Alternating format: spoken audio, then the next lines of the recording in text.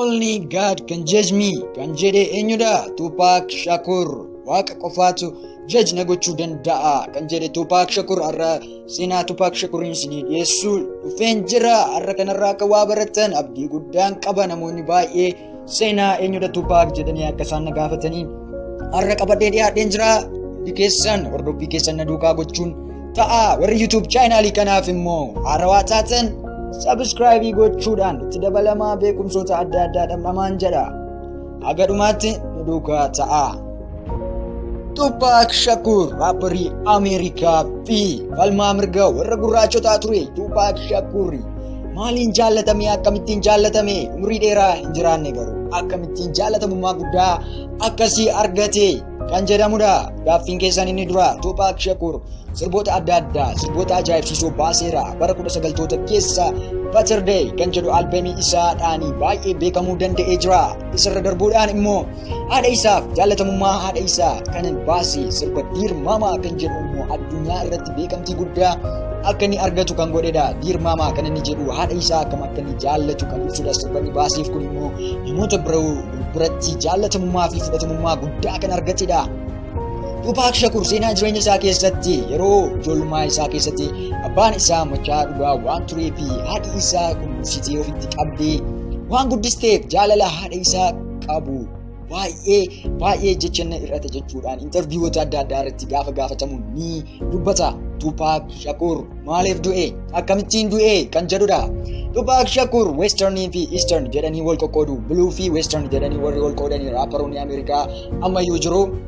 Baay'een isaanii warra gurraachaa fi adii Blue Western jedhanii wal qooduudhaan raapparoonni kun sirboota baasan irratti wal tuffachuu yookaan wal cabsuu sirba wal cabsuu baay'een isaanii ni baasu. Warreen akka Tentacion, Drake baay'een isaanii ni jiru. Westernoota Blue jedhamu warri kun jechuudha. Tupac Shakur warra gurraachaa keessa ture. Kanaafuu sirbi isaa jaallatamummaa guddaa waan argateef yookaan fudhatamummaa guddaa waan argateef namoota bukkeetti tuffii kana irraanis ka'uu ni danda'a jechuun namoonni baay'ee ni dubbatu. Garuu Tupac Shakur wantoota ajaa'ibsiisaa hojjeteera. Wantoota adda addaa barreesseera. White yookaan saying kana nu jennu wantoota adda addaa only God can judge me waaqa qofaatu judge na gochuu danda'a jedhee dubbachuudhaan namoonni baay'ee taatoo isaatti fayyadamu. Only God can judge me Dear Mama jedhanii taatoo isaa harka irratti wantoota adda addaa irratti ni fayyadamu. Kana irra darbuudhaanis Tupac Shakur waan ajaa'ibaa maal hojjete? Konsertii tokko irratti waamamuudhaan $86 miliyoona badhaafamuu danda'ee jira. Bara 1990 keessa isa duraa ta'uu riikardii cabsuudhaan isa duraa hayyuu duree raapparootaa jedhamuudhaan The Rap God jedhamuudhaan maqaa laatameefii jira. Raappariin akkasii hin jiru jechuudhaan namoonni baay'ee dinqisiisatanii sagalee ajaa'ibaa ni qabu ibsuudhaan namoonni baay'ee jaallatamummaa isaaf qaban ibsaniiru. Tupac Shakur eessatti dhalate jechuu dandeessu? Tupac Shakur Kaalifoorniyaa keessatti dhalachuudhaan addunyaa irratti beekamtii guddaa argachuu danda'eetti jira. Tupac Shakur garuu akkaataan itti ajjeefame amma illee baay'ee nama gaddisiisa. Makiinaa isaa keessatti ajjeefame Tupac Shakur waggaa isaa 25tti jechuudha. Namni kun waggaa 25 gidduutti waan hamma kana addunyaa irratti beekamtii guddaa argatu hojjete. Iddoo xiqqoo umriin isaadhaan jiraatee irratti hammam waan guddaa akka inni hojjetu kana tilmaamuun nama hin rakkisu jechuudha.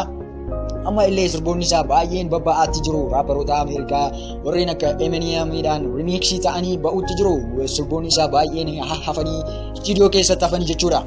Kanaafuu Tupac Shakur haala ittiin ajjeefame baay'ee nama gaddisiisa. Makiinaa isaa keessatti shugutiidhaan ajjeefamuudhaan makiinaan inni keessatti ajjeefame sun immoo $1.6 miliyoona gurgurame. Kun immoo waan ajaa'ibaa ta'uu isaadha. Amma akka uummanni jaallatamummaa isaaf qabanii ibsu. Garuu warri adii baay'ee tuffatu. Tupac Shakuriin baay'ee tuffatu turanii jaallatamummaa inni qaburraa kan ka'e tuffii baay'ee qabuuf turanii. Garuu kanaan gochuun isaanii namoonni baay'ee balaaleffataniiru. Tupac Shakur onnataa namaa ture. Baay'ee nama cimaa fi baay'ee nama onnataa ture. Baay'ee nama jaallatamaa ture. Waan hojjetu irratti kutannoodhaan odeetti deebii tokko malee hojjetaa jechuudha. Baay'ee falmaa warra gurraachotaa kana irratti sirbanni baasaa ture irratti doorsisa baay'eetu irra ga'aa ture. Facebook irraa ilaaluu dandeessu. Tupac Machiavelli groupii jalatti bu'aanonni viidiyoon isaa baay'ee poostii ni ta'u.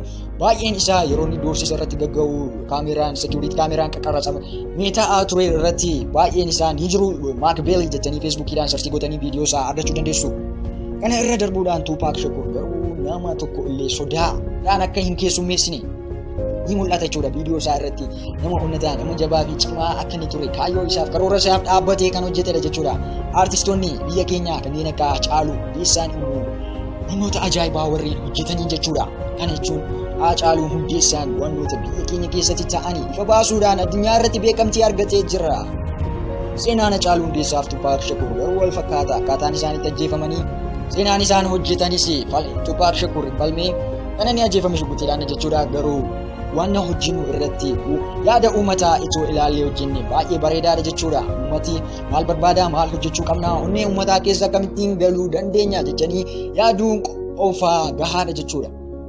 Malee kana irraa kan ka'e immoo wantoonni baay'ee ka'uu ni danda'u. Amma sirboonni Tupaak Shakur amma ammaattillee amma har'aattillee ni dhaggeeffatamu. Yaadota uummataa keessatti baay'ee jaallatamummaa guddaa argataniiru jechuudha.